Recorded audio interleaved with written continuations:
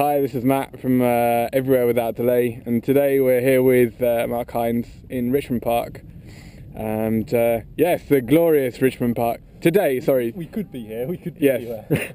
What I meant to say was, tonight we're here with Mark Hines in Richmond Park for a little question and answer session. Mark, it's pretty wild on ultramarathons.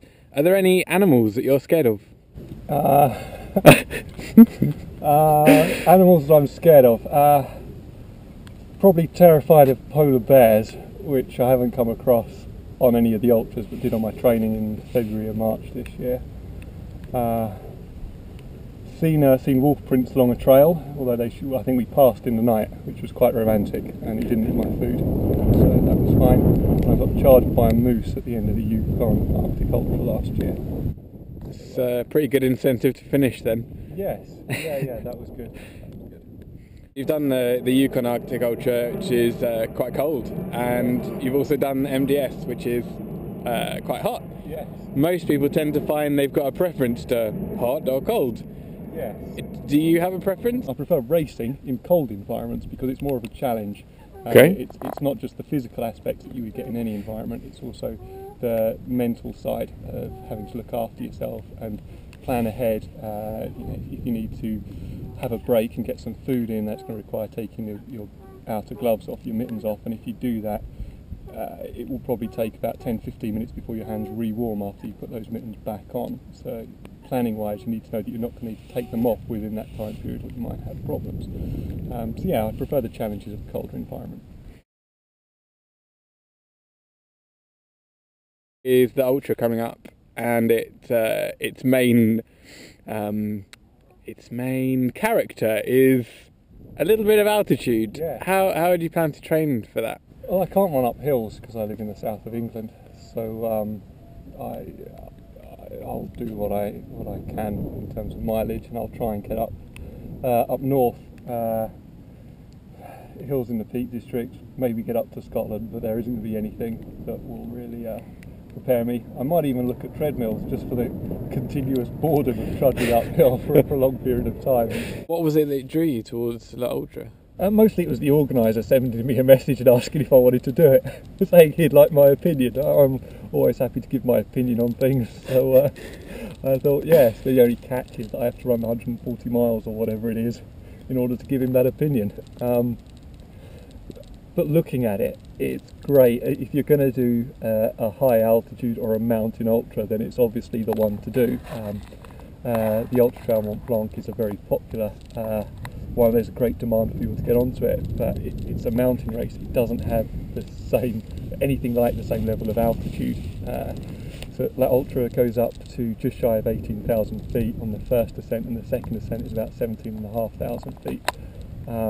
That sort of altitude, people can be suffering from mountain sickness. 17 racers from around the world are invited to do it each year, plus 3 local Indian runners, and 222 kilometres, 2 very significant peaks.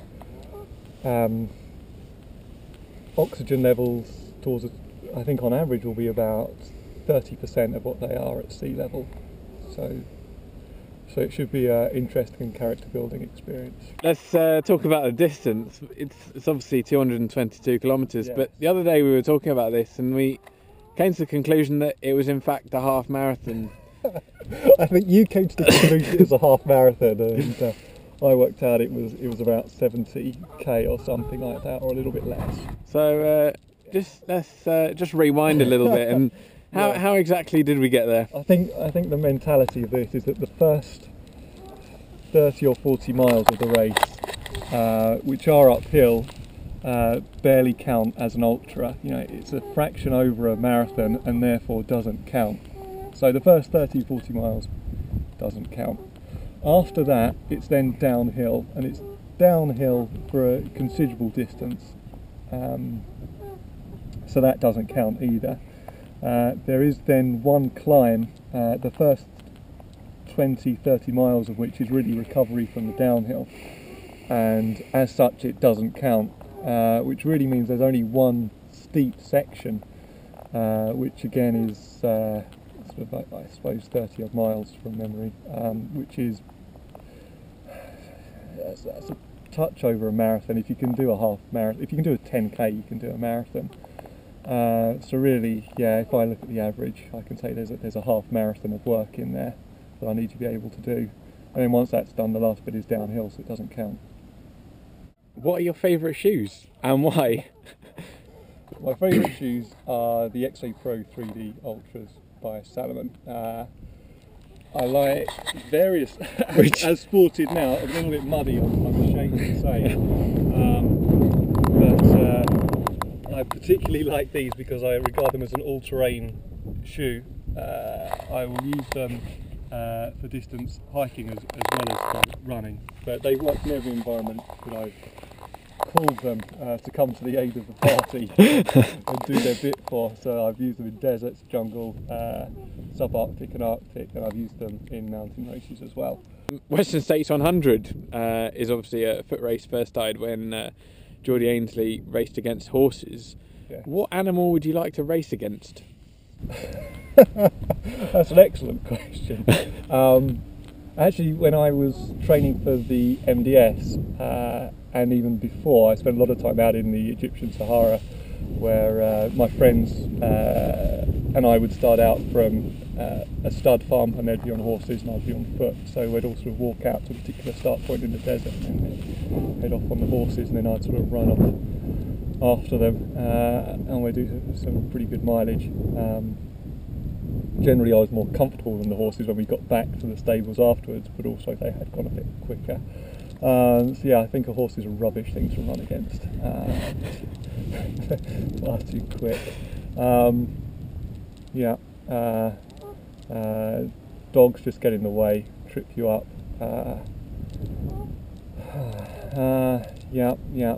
Seeing sort of birds of prey, eagles soaring overhead, pigeons. Pigeons would be good to race against. Sloth would probably be my favourite because I'd stand a chance of beating it. Right. I think a sloth would be my number one race adversary. A lot of people out there that are looking from perhaps marathon distance onto 50k, 100 or even 100 miles, and although we can look back and say, oh well, actually it's not as bad as everyone makes out. Mm-hmm. It is a challenge. Yes. And so what if there was one concise thing that you had to shout at someone before they ran off to a 100-mile race, perhaps not straight right that instant, but what would that be? It would be, listen to the next 2 points I'm going to give you. Right. Point 1 is don't forget to eat, and point 2, don't get injured. Because I think it's those two things for an ultra race that it really differentiates them from the shorter distances. To be successful at ultras, you've got to be able to manage yourself through, which is much more to do with nutrition than pure aerobic fitness. On the 24th of May, you've got a lecture at Cotswold Outdoor in Islington on ultra running in extreme environments. Can you tell us a little bit about the talk? Yes, I suppose the talk will be geared to the people who turn up and what they want me to talk about, or on the extreme environment side, and then move on from that and start talking about equipment considerations, nutrition, food, the sort of things that people might actually have a direct benefit for in terms of races they have coming up. And we can talk about whatever people want to related to running and related to the outdoors. But yeah, so I can certainly give it the academic side, but I think it'd be more appropriate if it's geared towards what people want to talk about. So there'll be plenty of scope for questions and answers. After this interview, you've got one coming up with the guys at Talk Ultra, Yes. Ian and Ian. Yes. Are you looking forward to that? Have you met them before? I haven't met them. On Facebook I've been seeing some of the races that we've all got coming up, and invites go around, and I have got a lot of runs coming up this year. So I'm seeing the guys signing up for races that I haven't signed up for, and say I'm doing a fair few, so hopefully we'll get to meet up at a race at some point this year. Thanks very much, Mark. Pleasure. Yeah, it's been a nice dark, Yeah. slightly drizzly event. Yeah. it's good. It's good. Well, this is where we need to dispel myths.